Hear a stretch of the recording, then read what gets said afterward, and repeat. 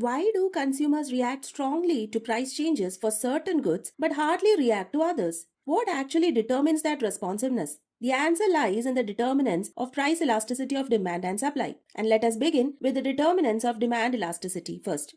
The first determinant is the availability of close substitutes. This is extremely important. Suppose apple prices rise while orange prices remain unchanged. What will consumers do? Many consumers may switch from apples to oranges because substitutes are available. Therefore, products with close substitutes generally have elastic demand. But think about LPG cylinders, petrol, or electricity. Do consumers always have easy alternatives? Not really. Even if prices increase, people often continue buying them. Therefore, goods with no or only few close substitutes tend to have inelastic demand. The second determinant is the nature of the good. Goods can broadly be necessities or luxuries. Necessities usually show inelastic demand. Take salt. Even if the price doubles, most households will not dramatically reduce salt consumption. Luxury goods often show elastic demand. Consider diamond jewelry. A small festive discount can suddenly boost the demand for diamond jewelry. Consumer responsiveness becomes much higher.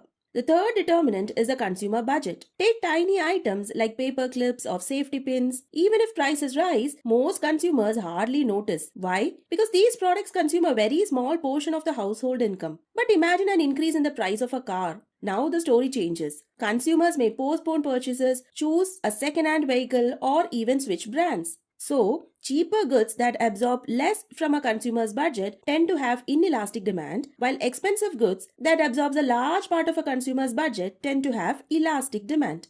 Next is the market definition. Broadly defined markets usually have inelastic demand, while narrowly defined markets tend to have elastic demand. For example, take food as a category. Can consumers completely stop consuming food? No. So demand for food as a broad category is relatively inelastic. But within the food category, consider rice. Consumers may substitute rice with wheat, millet, or other grains. Therefore, rice as a narrowly defined market can have relatively more elastic demand.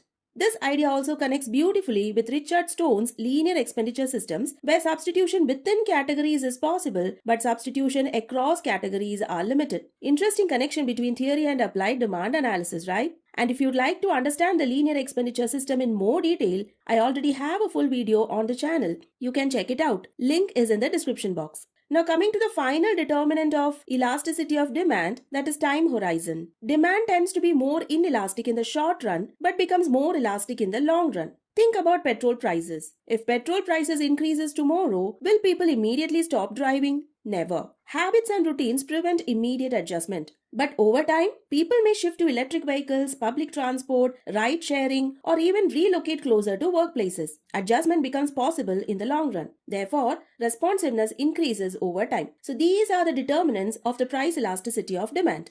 Now coming to the major determinants of price elasticity of supply, first, we have the nature of the product. Not all goods behave the same way. Some products are perishable, others are durable, and this matters for supply elasticity. Think about fresh fish, tomatoes, milk, or ripe bananas. These are perishable goods. Their supply cannot be increased or stored very easily. If prices suddenly rise today, can producers instantly double the quantity available? No. So supply tends to be inelastic for perishable goods. Now compare this with durable or non-perishable goods like electronics, furniture, or industrial products. These products can often be stored, planned, and produced more flexibly. So their supply tends to be more elastic. Another classic example is the difference between agricultural goods and industrial goods. Suppose onion prices suddenly rise. Can farmers immediately increase onion output tomorrow morning? No. Agricultural production depends on seasons, weather, cultivation cycles, land availability, and biological processes. Adjustment takes time. Therefore, agricultural supply is often relatively inelastic. But think about industrial production. If smartphone demand increases and prices rise, manufacturers may be able to add shifts, increase factory utilization, or expand the production lines. So industrial goods often show more elastic supply. The second determinant is the cost of production. Now let us think from a managerial perspective. Suppose you manage a manufacturing company. The market price of your product rises. You want to expand production. But a question immediately arises. What will happen to the cost of production if we produce more? This matters enormously. If expanding production becomes easier and costs do not rise sharply, producers can respond strongly. Supply becomes elastic. But if increasing output causes the cost to rise significantly, perhaps due to expensive inputs, overtime wages, machinery limitations, producers may hesitate to expand. Then supply becomes inelastic. So, cost conditions influence how strongly firms can react to market price changes. The third determinant is the time period.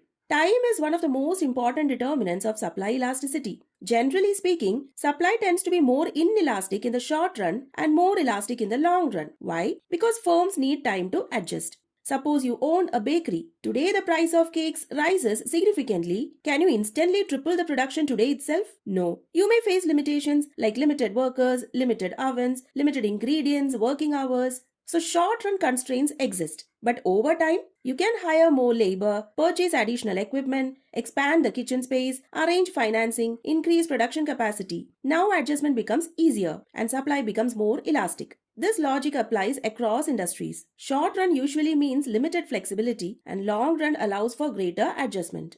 The fourth determinant is the techniques of production. The complexity of production matters too. Products produced using simple production techniques often have more elastic supply. Why? Because output can be adjusted relatively easily. But products involving complex production systems tend to have inelastic supply. Think about advanced semiconductor chips, aircraft manufacturing, and heavy industrial machinery. These industries involve sophisticated technology, skilled labor, long supply chains, precision engineering, and huge capital investment. You cannot dramatically increase production of such goods overnight. So supply responsiveness becomes lower. And the final determinant of the supply elasticity is availability of resources and facilities. Now let us think like managers one more time. Suppose prices rise and your firm wants to produce more of whatever product you are producing. Can you actually do it? Do you have enough raw materials, electricity, fuel, transportation facilities, labor, financing from banks, coordination within the firm? Because production does not happen automatically. It depends on an entire ecosystem of resources and support systems. If resources are scarce, if electricity is unreliable, if raw materials are unavailable, if transport networks fail, firms cannot expand output easily and so supply becomes inelastic. But if resources and facilities are readily available, producers can respond more quickly and efficiently, and as such, supply becomes elastic. So, elasticity is not determined by price changes alone. The real question is what makes consumers and producers react the way they do. And once you understand these determinants, you begin to see economics everywhere in fuel prices, festive discounts, taxation policies, business pricing strategies, and everyday consumer choices. So the next time you see a price hike or a discount announcement, do not just think, has the price changed? Rather, think deeply, as in, how responsive will demand and supply actually be and why? If you like this video, do subscribe to my channel and share the videos with your friends. Thank you.